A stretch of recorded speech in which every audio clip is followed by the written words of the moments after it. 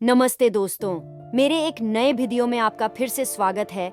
देश भर में अलग अलग अंदाज में 9 दिनों तक नवरात्रि मनाया जा रहा है। इन दिनों को लेकर कई मान्यताएं और परंपराएं हैं जिसे बरसों से माना जाता रहा है और हिंदू धर्म में इन मान्यताओं को खास स्थान दिया गया है। माँ देवी शक्ति स्वरूपा हैं और उनके जन्म से लेकर उनके वाहन सिंह, कन्या पूजन का महत्व, महिषासुर वध की कहानी आदि कई चीजें हैं जो मान्यताओं के नाम पर हम बचपन से सुनते आए हैं, लेकिन उससे जुड़े फैक्ट्स को हम नहीं जानते।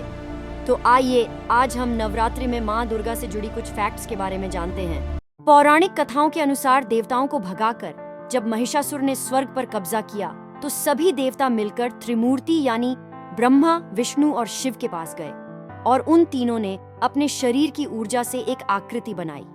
यहीं पर देवी दुर्गा ने जन्म लिया।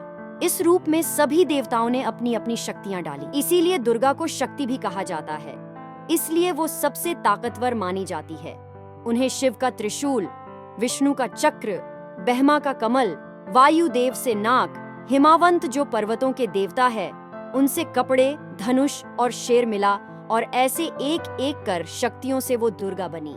हिंदू पौराणिक कथाओं के अनुसार देवी पार्वती पर्वत राजा हिमवान की पुत्री थीं। इस प्रकार उन्हें गिरिजा के नाम से भी जाना जाता है, जिसका अर्थ है पहाड़ से उत्पन्न हुआ। माँ पार्वती का ही एक रूप देवी दुर्गा है। 9 दिनों तक क्यों होती है पूजा? जब असुरों के संहार के लिए देवी निकली तो भैंसे का रूप धारण करने वाले महिषासुर को मारने के लिए उन्हें 9 दिन लगे और इसीलिए नवरात्रि में 9 दिनों तक देवी के विजय का जश्न मनाया जाता है। मान्यता उनके नव रूपों को लेकर भी है कि युद्ध के हर दिन देवी ने अलग रूप धारण किया था। मान्यता है कि भगवान राम ने लंका नगरी जाने से पहले माँ दुर्गा की पूजा आराधना की थी, जिन्हें राम ने ही महिषासुर मर्दिनी के नाम से ही संबोधित किया था। ये पूजा रावण से युद्ध करने के पूर्व की गई थी और रावण के 10वें दिन वध होने पर दशहरा नवरात्रि के अंत में मनाया जाता है। इस पूजा में राम ने देवी को 108 नीलकमल चढ़ाए थे और इसलिए आज भी 108 मंत्रों का जाप शुभ माना जाता है। इसलिए है कन्या पूजन का इतनी महत्व। माहवारी शुरू होने से पहले कन्याओं को देवी का रूप माना जाता है और उन्हें सबसे पवित्र भी माना जाता है। अष्टमी और नवमी के दिन कुमारी कन्या को भोजन कराने, उन्हें तोहफे देने और उनसे आशीर्वाद देने की परंपरा है। कहा जाता है कि ये पूजा सबसे पहले स्वामी विवेकानंद ने 1901 में बेलूर मठ में शुरू की थी। उत्तर भारत और उत्तर पूर्व में नवरात्रि का पावन त्योहार मनाया जाता है। माता की स्थापना से पहले माँ की मूर्ति को तैयार किया जाता है।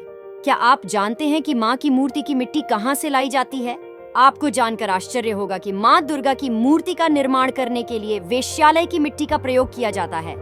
पौराणिक कथाओं के अनुसार किसी वेश्या ने सामाजिक तिरस्कार से दुखी होकर माँ की बड़ी भक्ति की थी।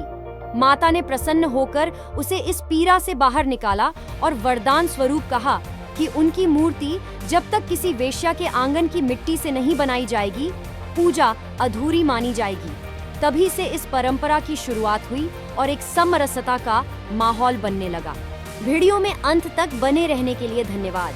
अगर जानकारी अच्छी लगी तो वीडियो को लाइक शेयर जरूर करें और चैनल को सब्सक्राइब करना बिल्कुल ना भूलें।